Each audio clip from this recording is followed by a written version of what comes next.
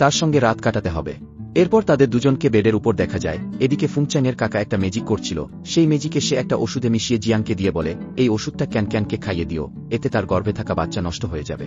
অন্যদিকে দেখা যায় ক্যানক্যান নিজের অফিসে কাজ করছিল, কিন্তু অফিসের সবাই তাকে টিজ করছে।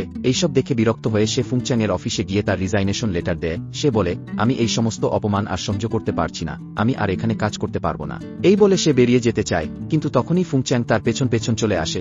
তখন ক্যানক্যান ম্যাজিক ব্যবহার করে দরজা ফুংচ্যাংয়ের মুখের উপরই বন্ধ করে দেয়। ঠিক তখনই জিয়াং সেখানে আসে এবং ক্যানক্যানের পাশে বসে মিষ্টি কথা বলা শুরু করে, কিন্তু ক্যানক্যান বলে, আমি মিথ্যা ভালোবাসা ও অভিনয় ক্লান্ত, আমি আবার মাউন্টেনে ফিরে যেতে চাই।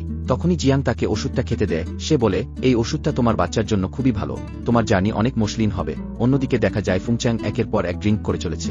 সেক্রেটারি তাকে থামাতে পারছে না, সে ক্যানক্যানকে ফোন করে সবকিছু জানিয়ে দেয়। এদিকে ক্যানক্যানের শরীরও খুব একটা ভালো দেখা যাচ্ছিল না। যেই মুহূর্তে সে জানতে পারে ফুংচ্যাংয়ের অবস্থার কথা, সে ছুটে তার বাড়িতে পৌঁছে যায়।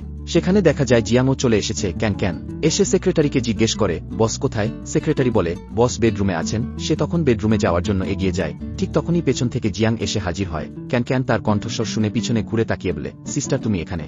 হতভম্ব হয়ে জিজ্ঞেস করে, তুমি কি ফুংচ্যাংয়ের স্ত্রী?